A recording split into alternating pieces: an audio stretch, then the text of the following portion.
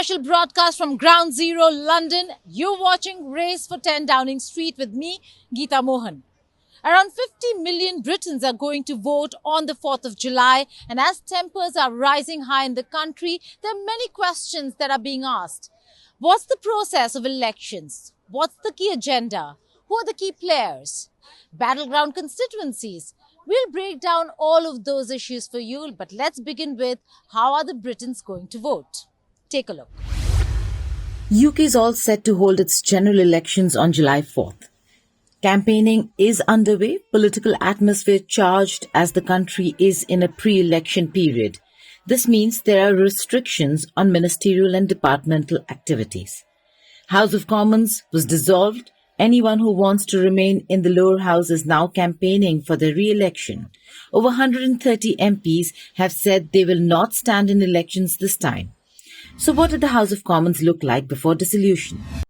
Well, the Conservatives had around 345 seats out of the total 650, while opposition parties, independent MPs and the Speaker collectively held around 305 seats. Labour had a share of about 205 seats out of this. Conservatives have been in power for the last 14 years.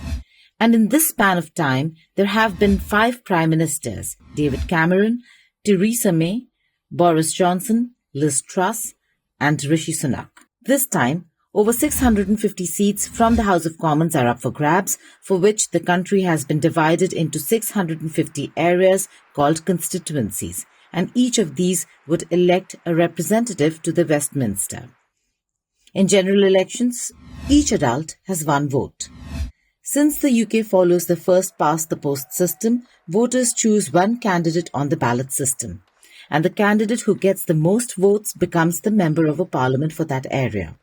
Most candidates belong to political parties, or they can even run independently. According to the UK's electoral system, the party that wins the majority of votes would assume power. The magic number here is 326. However, if no party is able to secure a majority on its own and the elections produce a hung parliament, then the incumbent Prime Minister, that is Rishi Sunak in this case, will be given the first chance to form a government through either building a coalition or trying to govern with a minority government. However, if he fails to arrive at an arrangement, the incumbent then recommends that the leader of the largest opposition be invited to form the new government. Coalition governments are pretty rare in the UK. The 2010 coalition government between Conservatives and Liberal Democrats was the first since 1945, and even in 2017, the Conservatives cut a deal with a smaller party to form a minority government. This time around, 50 million Britons are eligible to vote in the polls. Polling stations will open at 7 a.m. local time and close around 10 p.m. on the 4th of July. The initial results come out within hours and most are declared overnight. So by next morning, which will be on the 5th of July, the picture will become clear about who is going to make it to 10 Downing Street. Post that, the newly elected Parliament will be summoned to meet on the 9th of July, which is when the new MPs will be sworn in and a new Speaker will be elected. The formal state opening will happen on the 17th of July. We know the high-stakes battle is between Rishi Sunak and Keir Starmer. But there are other players also. How is Nigel Farage going to fare in these elections? Let's take a look at the key players. Like India, the United Kingdom has a number of powerful political parties, but the 2 you need to know about are the Conservative Party and the Labour Party. These 2 parties have dominated British politics for the last 100 years. Who are they exactly and what do they stand for? Let's start with the Conservatives. They're the party currently in power and are led by Prime Minister Rishi Sunak. Generally speaking, the Conservatives believe in a liberal and free economic policy and a limited role for government. They pride themselves on being responsible, stable and traditional, and also generally like to avoid radical change. They're also considered to be strong on defence and national security and want the UK to maintain a strong military capability. Popular perception of the Conservatives is that they're dominated by elites as well as the rich. But they've traditionally been seen as strong and efficient administrators who can run the country well. The Conservatives have been in power since the year 2010 and have already spent 14 years in government. The Labour Party is seen as a progressive party. It stands for social justice, the rights of working class people. Unlike the Conservatives, it actually believes that the government should play a stronger role in the economy. So to use a familiar example for Indians, Labour is in favour of the government controlling entire sectors of the economy like energy. Also, unlike the Conservatives, they're generally seen as more idealistic on foreign policy and less willing to spend large amounts of money on defence. That's essentially the difference between the two major parties. There's also a number of smaller parties like the Liberal Democrats and the Greens. But one name you'll be hearing a lot is Nigel Farage, who heads the Reform Party. Farage is a deeply controversial figure who is seen by many as the British version of Donald Trump. He was a critical figure during the Brexit referendum, which saw the UK exit the European Union. There are key issues that are going to be determining factors for voters this year. What are those issues? Immigration, inflation, the wars. Let's take a look at them one by one in this report. Key issues. Now, what are the big issues in this election? The most important is the UK's economy. The country is suffering through low growth and is performing a lot worse than other major developed economies. At the same time, there's a major cost of living crisis. UK has become more expensive over a very short period of time. The COVID-19 pandemic and wars in Ukraine and Israel have played a big role in pushing prices up. These price increases have hurt ordinary citizens hard, and many rate it as the key issue of this election. Also important is the massive crisis facing the UK's public services. The National Health Service, or the NHS, for decades has provided affordable and quality healthcare to British citizens. It has become a symbol of modern Britain. Unfortunately, the NHS is now crumbling. It is running out of money, its staff are striking for better pay, and is increasingly unable to meet the needs of an aging population. Affording basic healthcare has become a problem. Finally, there's immigration and illegal migration. They have added to the population of the UK by 2.2 million. Over just the last decade, refugees from countries like Turkey, Iran and Afghanistan are coming from France, crossing the English Channel in boats and landing up in the UK.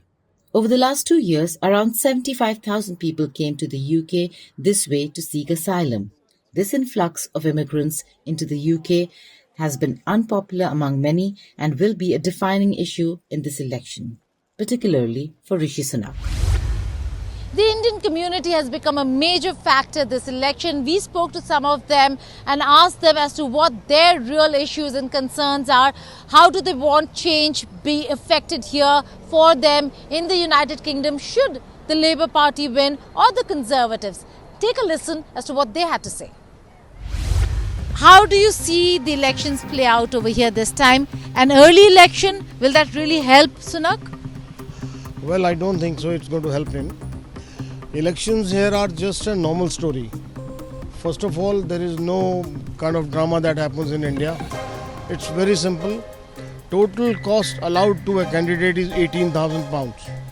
That's the only cost he can cover during his election. He can spend that kind of money, and within that money he has to cover the entire election expenses. So it's not like what we do in India. As far as the story goes, right now people are saying that Conservatives are not on the favorite list. It is the Labour which is on the favorite list.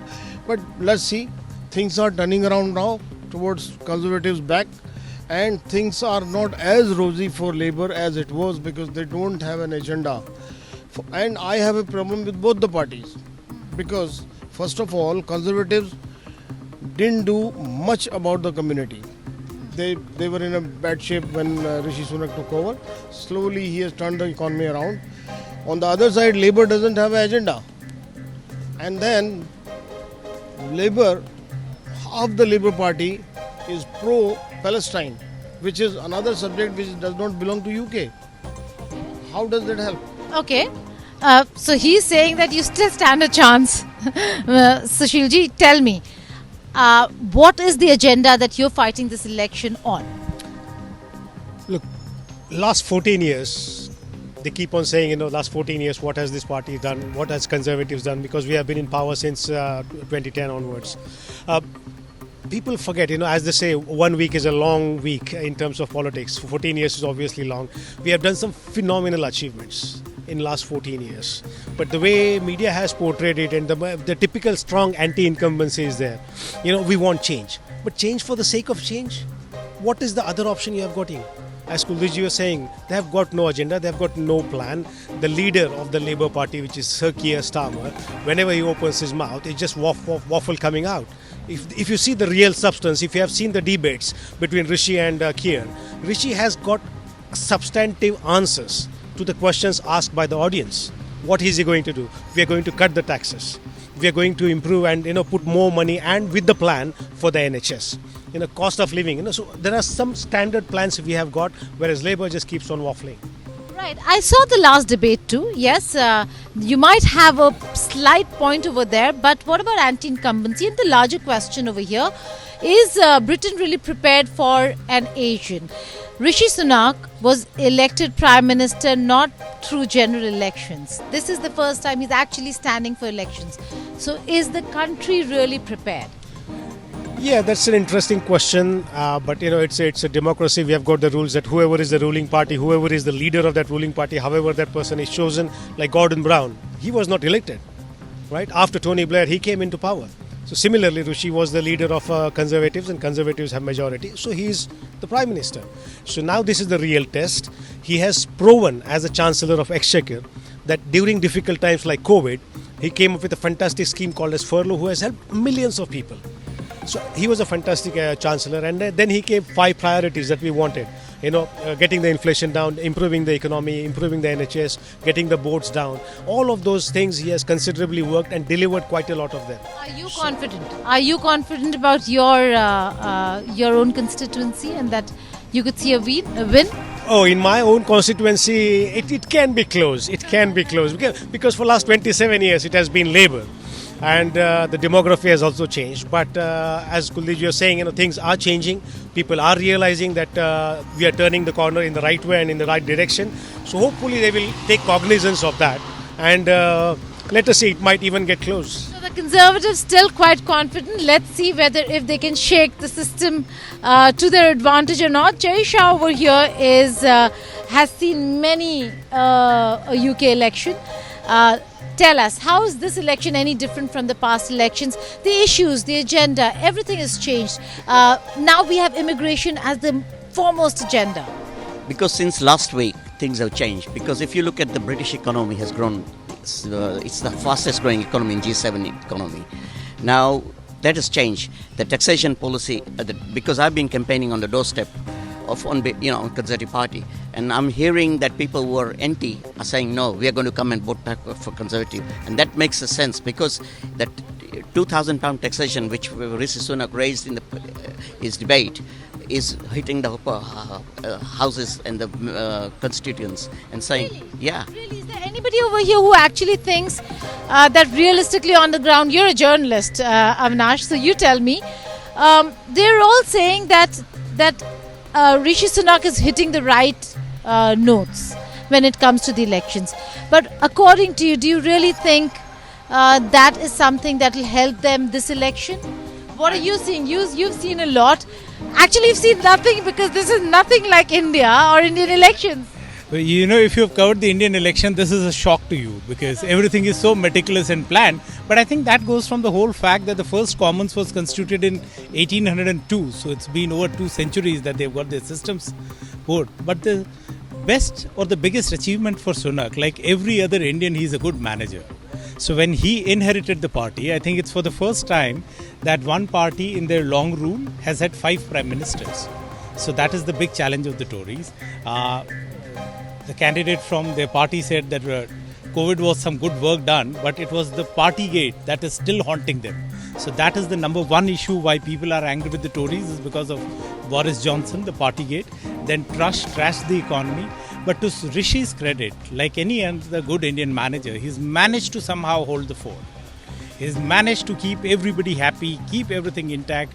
And he's not an active politician, and that naivety was shown a few days back at the D-Day celebrations when he and Sir Keir Starmer were both there.